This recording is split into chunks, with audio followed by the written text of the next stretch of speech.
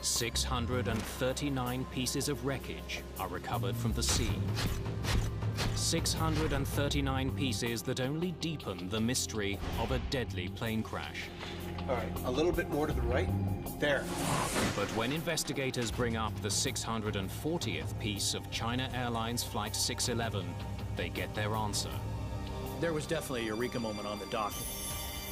It would be scrutinized more closely than any other piece of debris. On this single piece of wreckage, investigators would find the one clue that would tell them why a modern jetliner with 225 people on board shattered in mid-air.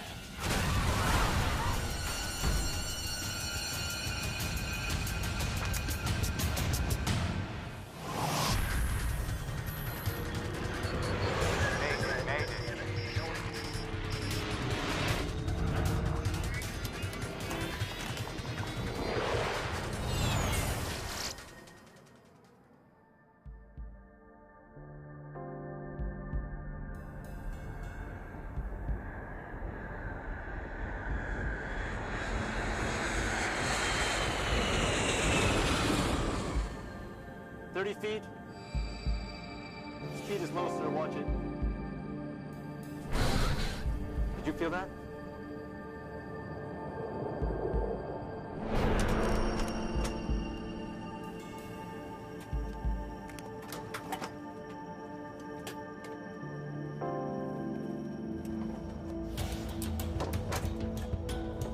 Target control, descend and maintain. Echo Foxtrot, 126. Air 608. May the 25th, 2002.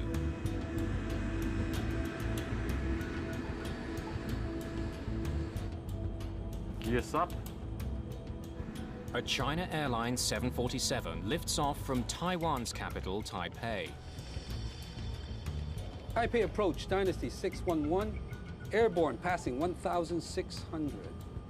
Dynasty 611, Taipei approach radar, contact climb, and maintain flight level 260.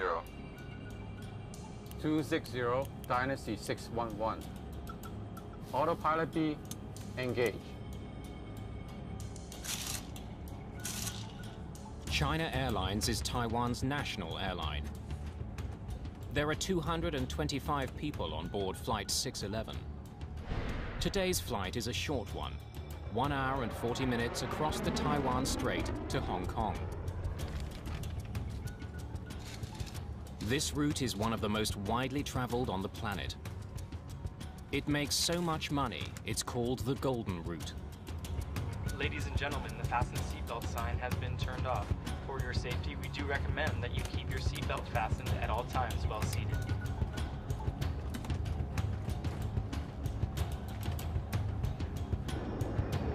Minutes after taking off, Flight 611 climbs steadily above the Taiwan Strait. The plane's autopilot controls the ascent. And then, 20 minutes after taking off, at an altitude of almost 35,000 feet,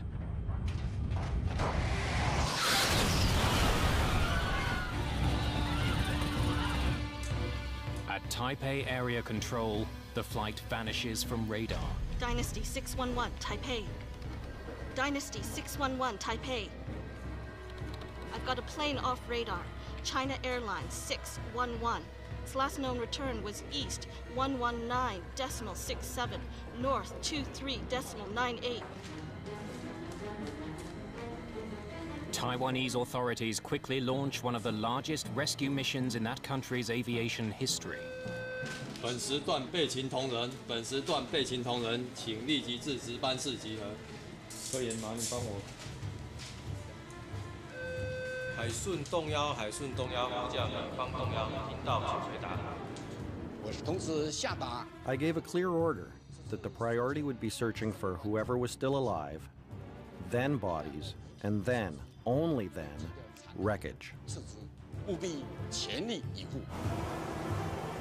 More than 1,000 people take part. Fishing boats, the Coast Guard, and Taiwan's military race out to sea. Flight 611 was 55 kilometers from the Taiwanese shore, just north of the Penghu Islands, when it disappeared.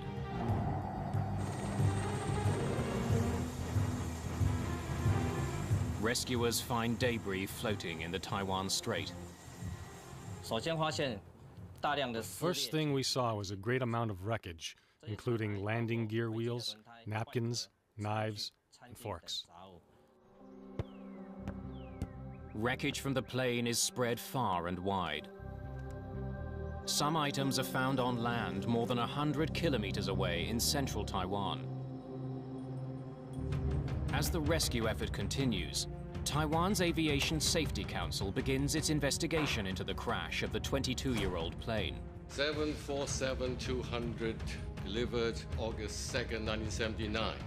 Kay Young is the managing director of the ASC. He'll be leading the investigation. We're setting up a command post in Penghu Island. Let's go. China Airlines have had very, very poor safety record. As a matter of fact, it was considered one of the worst in the world. Typically, it had like one major accident every 4 years.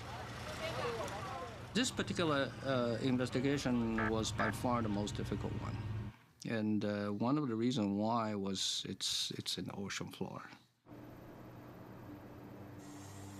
The search for survivors goes on around the clock.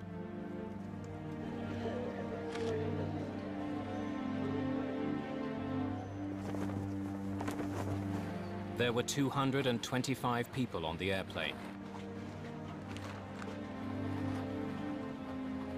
Nobody is found alive.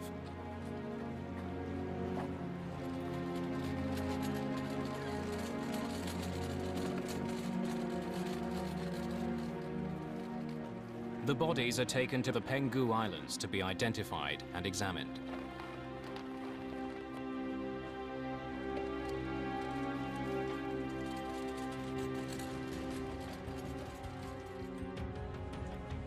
Since the accident involved an American-made plane, the NTSB joins the investigation. A team of investigators is dispatched to Taiwan. They'll be led by John DeLisi in Washington. We have a very good working relationship with the ASC, the Aviation Safety Council of Taiwan, so we knew that they would ask for and welcome our assistance in the investigation. Wreckage that's found floating is also brought to the Penghu Islands. Investigators need to know how one of the world's most successful planes, on one of the world's most traveled routes, simply fell out of the sky. Well, the Boeing 747 is the world's most popular jumbo jet, and it's flown millions of people, probably billions of miles. We were very concerned. Good morning. I'm anxious to see what you have.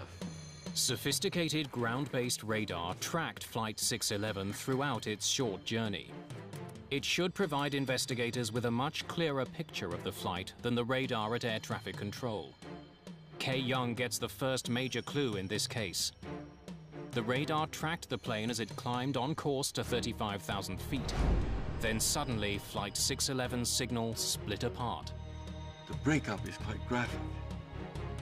Right when the event happened, it appeared as if there were 3 or 4 sizable pieces of wreckage that were getting radar returns that then began to drift and scatter as they fell to the earth.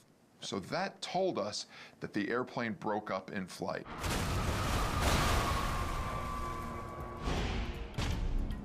Investigators now must turn their attention to finding out what caused that breakup. There's all kind of theories about, what seems to be happening of that particular aircraft. We knew that something massive had happened suddenly, without warning. It doesn't take long for the media to consider a sinister possibility. That Flight 611 was shot down. China and Taiwan have a combative relationship. China has fired missiles towards Taiwan in the past. There's suspicion in the media that China shot down Flight 611. There were a lot of theories about, it was shooting down by enemy fire. Only 8 months earlier, a Siberia Airlines flight with 78 people on board was shot down over the Black Sea. It was accidentally hit by a missile fired from Ukraine during a training exercise. On the day of the China Airlines crash, China was conducting military exercises in the Taiwan Strait. But officials there insist no missile was launched towards Flight 611. None of the wreckage recovered so far has any of the telltale signs of being hit. And there's no evidence on radar that there was ever a missile heading for Flight 611. Once the evidence began to come in, it very quickly ruled out a missile, much the same way that it ruled out it being a mid-air collision. There were no other objects in the air near the airplane. Few things would cause a plane to break up in mid-air. One of the big ones is a bomb. Medical examiners check the bodies that have been recovered for burn marks and shrapnel. They find none. The plane's metal skin would be torn and curled in a very particular way if there had been a bomb on board. Investigators find no such damage on any of the pieces. But to rule out a bomb, they'll have to find more wreckage. I think that'll be it for floating wreckage. The team from the NTSB arrives in Taiwan. Morning, I'm Clint Crookshanks from the NTSB. Hello. Good to see you, gentlemen. I'm afraid we still don't have much. Clint Crookshanks is a structural engineer who knows the 747 intimately. I didn't have any preconceived notions. This was my first major accident working for the NTSB. We are not getting much from the floating debris. In-flight breakout. That's all we know. Taiwan's Civil Aeronautics Authority doesn't take any chances. They ground all of China Airlines 747-200 series planes until they can be inspected for mechanical flaws. This puts added pressure on investigators to find out what happened. Thank you for bringing these. To the NTSB, this accident seems to have a lot in common with one of the world's most studied plane crashes. That of TWA Flight 800, 6 years earlier. Like the China Airlines flight, it broke into pieces while still climbing. That plane crashed into the Atlantic shortly after taking off from New York. TWA Flight 800 was the biggest investigation the NTSB has ever done. It lasted about 4 years. The painstaking investigation uncovered a design flaw with the 747. Wiring near one of the plane's fuel tanks could spark and ignite the fuel in the tank. Investigators conclude that's what likely caused the crash. Investigators are struck by similarities between the two flights. Both were 747s. Both disintegrated without warning while still climbing. Both flights took off in very hot weather. The heat may have caused Flight 800 to explode. That plane sat on the tarmac with its air conditioning running. Investigators believe hot air from the air conditioner overheated the plane's fuel. The early evidence is pointing to a repeat of TWA Flight 800.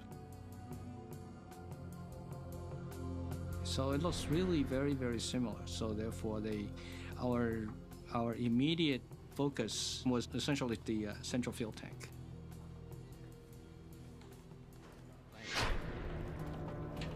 "25 days after the crash of Flight 611, the plane's 2 black boxes have been found.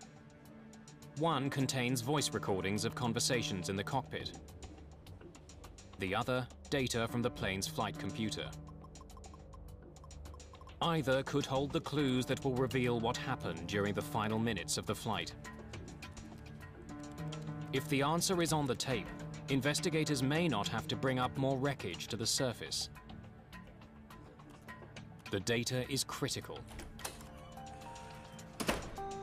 Everybody ready? Investigators begin with the plane's cockpit voice recorder. They hope that the pilots will have said something to each other about an emergency on board. Welcome aboard, China Airlines. The recording begins about 10 minutes before the plane took off. 20. Preparations for the flight sound normal. Okay, after start checklist. After start, anti-ice. The crew checks all their systems and runs through standard checklists. Off. Off. It was very, very experienced crew. Both the captain and the flight and the first officers were quite seasoned. Dynasty 611, runway 06, wind 050 at 9 are cleared for takeoff. Clear for takeoff, Dynasty 611. Takeoff.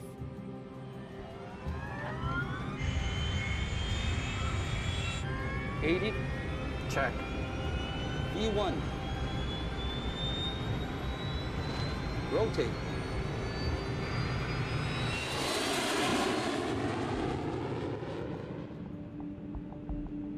Flap 5. 1 green. Okay, flap up. Investigators listen to more than conversations. They also want to hear if the plane itself was making any unusual sounds.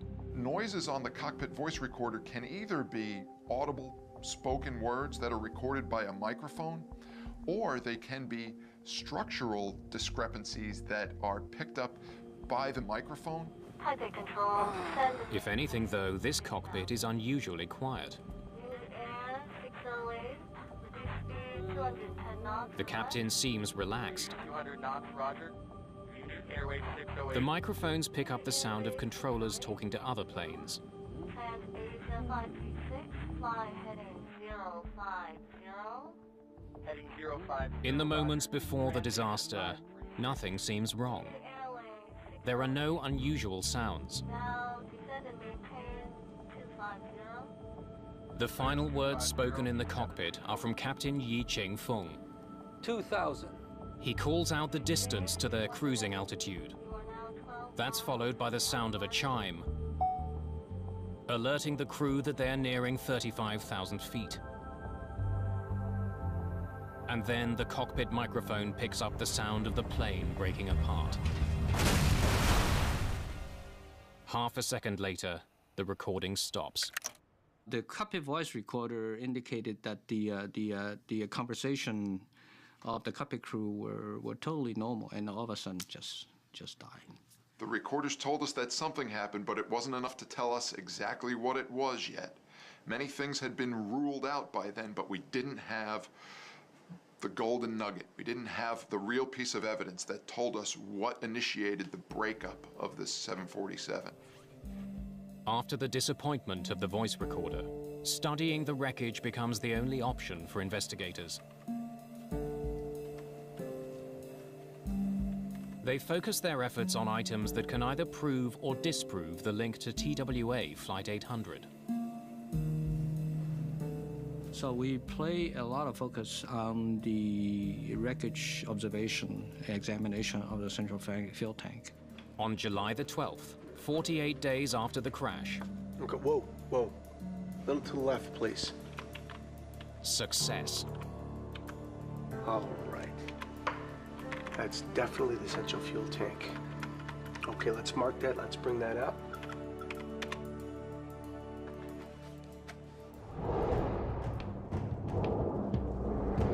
The tank joins the sea of wreckage piling up at the pier. Investigators study it closely for any evidence that it exploded. If it did explode like the TWA tank, it would be curled and twisted. And the metal would be bent outwards. But this fuel tank is different. And we found the central fuel tank was relatively intact. And it's crumpled inwards. Unlike the tank from the TWA flight, there's no soot. There would be if the jet fuel inside had ignited. So at that time, we pretty much ruled out it was the cause of the snare fuel tank. The wreckage recovered so far has also forced investigators to abandon another theory, that a bomb brought down the plane. None of the wreckage showed any evidence of sooting, any kind of explosive damage. The China Airlines crash was neither a repeat of TWA Flight 800, nor a deliberate bombing. Investigators are running out of leads. As more wreckage is identified and recovered, investigators find an intriguing clue. It's discovered when they examine a series of small vents from Flight 611. All commercial jetliners have dozens of these vents near the floor. They're essentially pressure release valves. They're called dado panels, and there's only one reason for them to open. If the cargo area underneath the passengers were to suddenly decompress, the pressurized air above would exert so much force on the floor that it could collapse and damage vital flight controls. That's precisely what happened to a Turkish Airlines flight in 1974. The pilots couldn't control their plane after their cargo door blew out.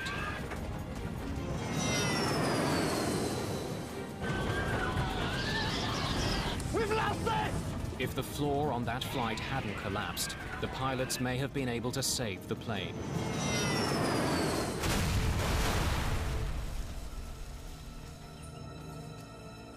After that accident, the NTSB recommended that manufacturers install many more relief vents between a passenger plane's upper and lower levels. If there is decompression in the cargo area, the dado panels open automatically and release the pressure on the floor.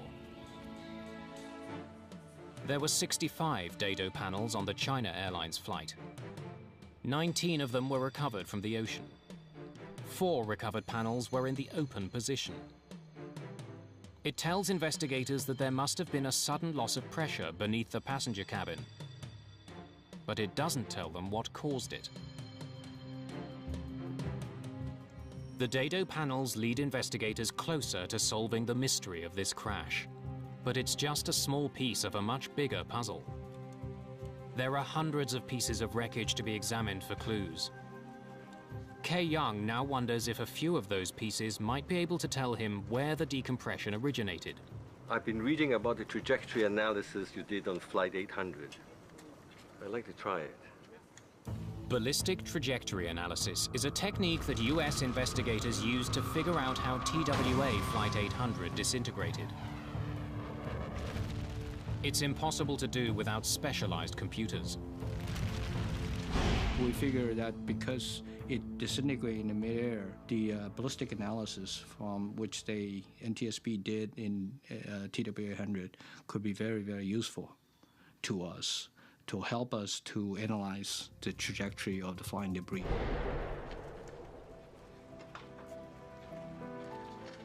As they're brought to the dock, every single piece of wreckage has been logged and numbered for identification.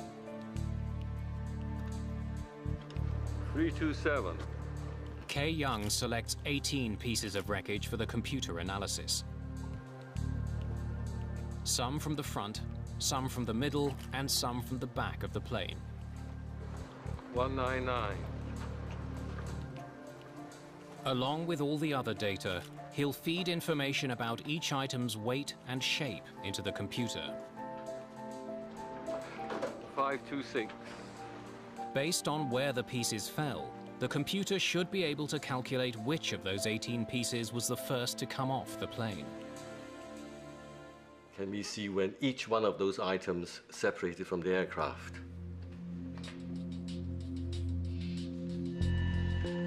All of the data paints a telling picture of what happened at 35,000 feet.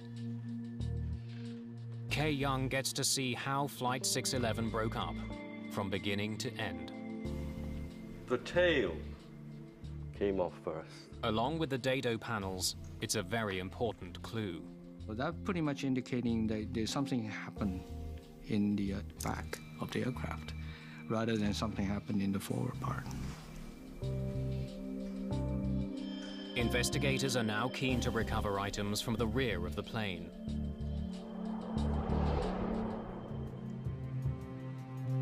Hundreds of pieces of wreckage are piling up at the pier on the Penghu Islands. The NTSB sends metallurgist Frank Zakar to Taiwan to examine the wreckage. I was walking along the yard where the wreckage was placed, and at that time I walked up to item 640 and noticed that there were some peculiar areas of interest that I wanted to look at a little bit further. With this battered piece of metal, investigators have struck gold. There was definitely a eureka moment on the dock. And that was, hey, we might have something here. Hey, it's Frank. I think we found your golden nugget. Item number 640 would give investigators a revealing glimpse into the past and lead them to conclude that the crash of Flight 611 actually began 22 years earlier.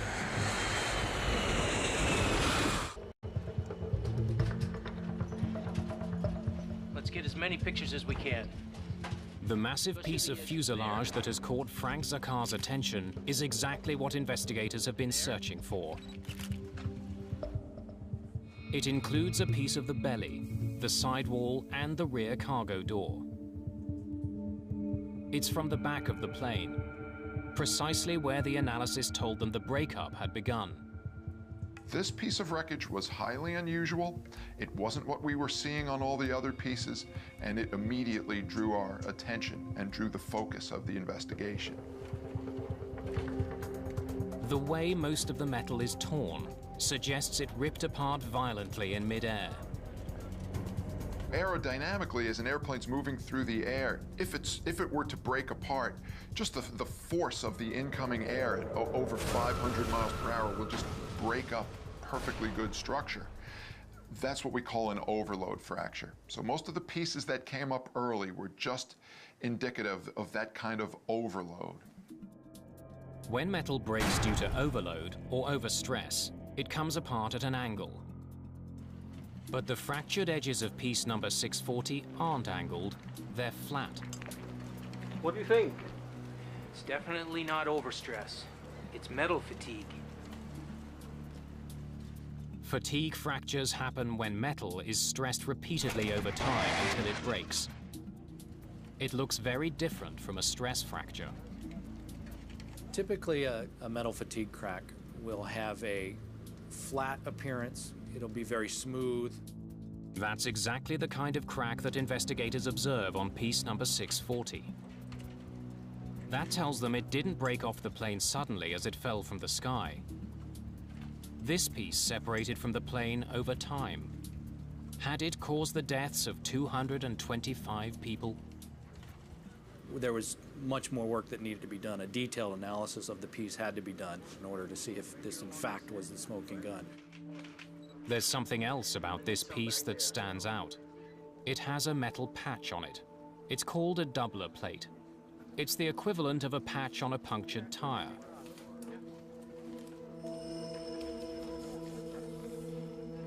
It's not unusual to find numerous doubler plates on older planes like this one. A doubler plate is like a patch that you put over fuselage skin. If there were to be a tear or a blemish, a crack identified, you'd want to repair the fuselage back to its original strength, and one way to do that is to put a doubler plate or a patch right over the existing structure. At some point, this section of the 747 had been repaired. Investigators need to know why it was fixed and how that was done. We're looking for repair to the aft lower lobe. Whatever it was big. Investigators sift through 22 years of documents. But the records are sketchy. Finding details on one particular repair could take time. There's something about this particular doubler that catches Frank Zakar's attention. the outside of the fuselage contained longitudinal streaks that appeared to emanate from between the doubler plate and the skin. Something is leaking from underneath the metal patch. Was there a possibility that the skin had broken, cracked, and was there any fuel or air coming out from between the doubler and the fuselage? And that warranted further examination. Let's cut it from here to here and send this piece to Chongshan.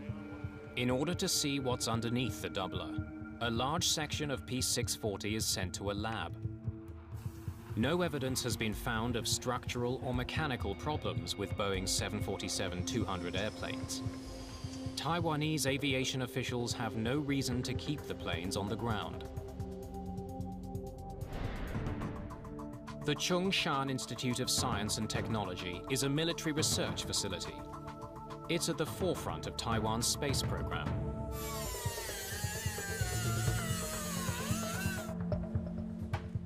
This is where investigators take a section of piece number 640 for a closer examination.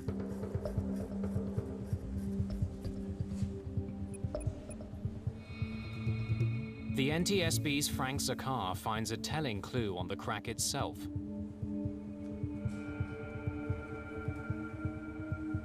When I looked at the fracture surface, I found that this one specific area was covered with aluminum oxide, pretty much similar to rust on a car. Years of exposure to oxygen changes the color of metal. The discoloration tells investigators that this particular crack at the rear of the airplane has been there for a very long time. Then, when the doubler is finally removed, investigators get a look at the aluminium skin underneath. They're intrigued by what they see. When we disassembled the doubler plate from the skin, we noticed that there were some fairly long gouge marks. This is beyond the kind of damage a doubler is meant to patch. That was an aha moment that we might have something here. The search of the plane's documents also pays off. The records contain a very short reference to a mishap 22 years earlier, when this plane was only 6 months old. Speed is low, sir. Watch it. Its tail scraped the runway while landing. Did you feel that? It happens when a plane lands or takes off at too steep an angle. It's called a tail strike. Dynasty 009, Hong Kong Tower. We observed smoke and sparks from your tail on landing. Roger, Hong Kong Tower. We'll have that looked at. Tail strike, sir. I better log that. It is a relatively common occurrence. It's not a good thing. Some airplanes even have what's called a bumper in that portion of the aft fuselage, so that if the tail ever does get too close to the ground, instead of sacrificing skin from the fuselage, you might have the sacrificial bumper that will take that wear. Tail strike damage is routinely repaired. Investigators want to know how China Airlines went about fixing the plane. They can only find a brief mention of the repairs that were done in the plane's logbook. That's all there is? That's all we could find. There's not a lot of detail in China Airlines records. China Airlines indicating they could not find any of those documents. And when we start looking for it, we could not find any. And they said they probably got lost. The documents that do exist show that the day after the tail strike, China Airlines did a temporary repair. Workers attached a large aluminium plate over the damaged area. What do we know about the permanent repair? It doesn't get much better. A more permanent repair was to be carried out within 4 months. This is what we got. The maintenance records indicated that the permanent repair was done in accordance with Boeing recommendations in their structural repair manual.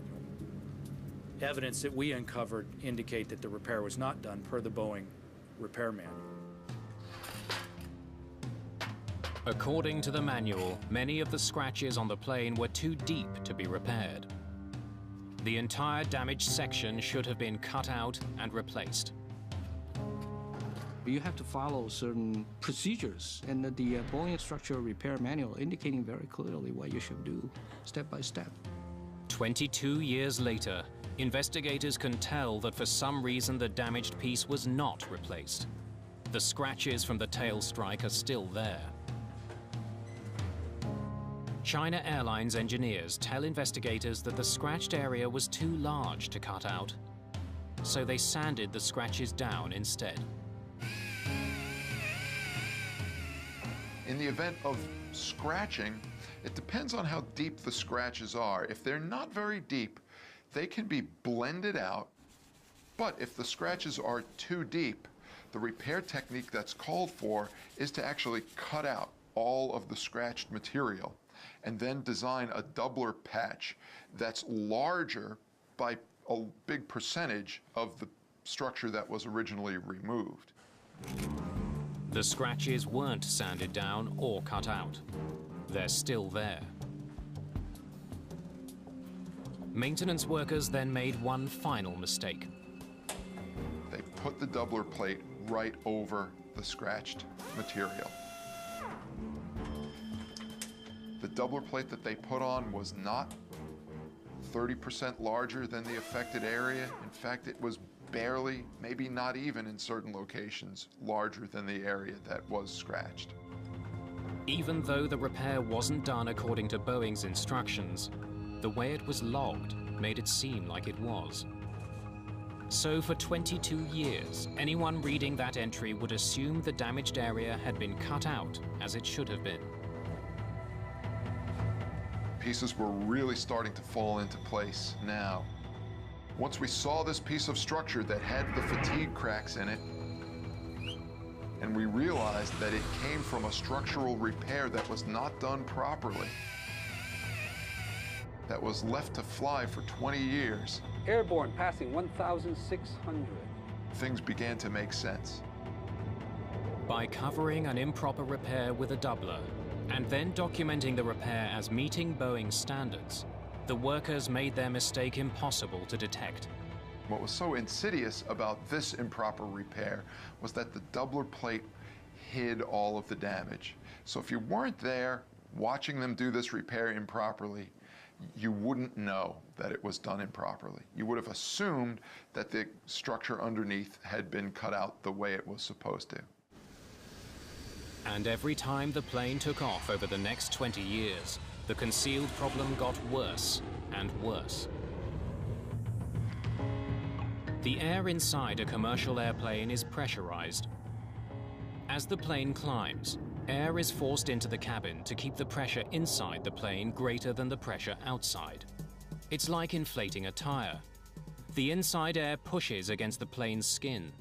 Each time the airplane pressurizes, pressure builds up inside the fuselage of the airplane.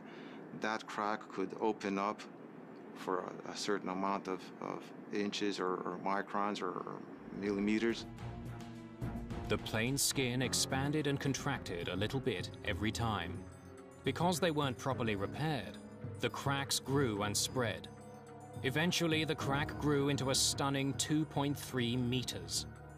If you were charting the crack, you would have seen very slow growth early, but as time went on, the growth was getting bigger and bigger. A small scratch had grown into an enormous problem. Then in May 2002, as Flight 611 climbed, that problem killed 225 people. As the airplane climbed in altitude and the fuselage was pressured, that put enough strain on this growing crack that it reached its critical length. And from there, it just spread like a spider web. It went in all directions, and it probably looped all the way around the fuselage to the point where the entire aft section of the airplane just broke off from the rest of the structure. The plane went into a steep dive. The force of the air on what was left of the plane quickly ripped it to pieces.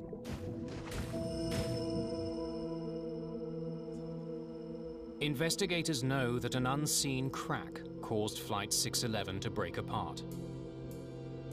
They now discover that China Airlines came heartbreakingly close to finding that crack and saving 225 lives.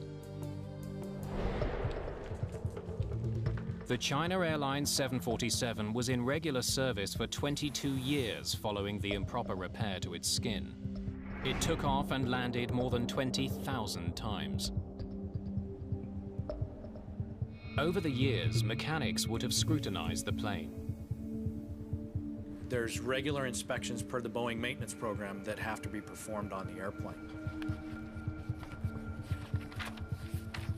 But the massive crack forming at the rear of the plane was never detected. Another accident in another country almost led China Airlines to discover the hidden damage. In 1988, the roof peeled off an aging Boeing 737 owned by Aloha Airlines. As a result of that incident, the Federal Aviation Administration laid out an inspection procedure for older planes. Airlines around the world were forced to inspect their planes much more diligently for corrosion and cracks. The regulation called for airlines to reevaluate all existing repairs to a plane's structure. Indications on this airplane were that if they had looked at the maintenance records and compared it to the repair, they would have had to remove the repair and redo it. China Airlines took the first steps of the new procedure in 2001, a year before the accident. The airline identified and photographed 31 different doublers on the 747, including the one over the catastrophic crack. Those pictures show investigators that China Airlines overlooked a vital clue that could have warned them of the looming danger. We examined the photographs that China Airlines took of the repair and noticed that there was some issues that may have warranted further investigation. Investigators see a dark brown stain on the outside of the plane. It's the same mysterious staining that led Frank Zakar to suspect there was a hole behind the doubler when he first saw it on the pier. So why hadn't this stain raised alarms before the crash? For years, passengers on China Airlines' doomed 747 were allowed to smoke. They filled the pressurized air with nicotine. The smoke was being forced out through the crack at the rear of the plane. Over time, that smoke left a nicotine stain on the outside of the plane. It was very vivid. Any experienced maintenance engineer be able to spot it right immediately. Smoking hadn't been allowed on China Airlines for 7 years before the crash. It tells investigators that the crack in the plane had been there for at least that long. But instead of investigating the source of the staining, we need to conduct the new inspection when we do our next major check. China Airlines scheduled the second part of the FAA's procedure, a detailed inspection of the repaired areas. And that would be the 7C check, currently scheduled for November the 2nd, 2002. But the 747 never made it to November 2nd, 2002. It came apart over the Taiwan Strait 5 months before the inspection that would have undoubtedly uncovered its hidden flaw. Investigators want to prevent a similar accident from ever happening again. They recommend that aviation agencies around the world immediately inspect repairs for any possible hidden damage. We were no longer going to accept just a quick write-up that the repair was done properly. If the repair didn't have all the necessary documentation to allow us to know it was done properly, we were requiring operators to take doubler plates off and do a visual inspection of the structure underneath.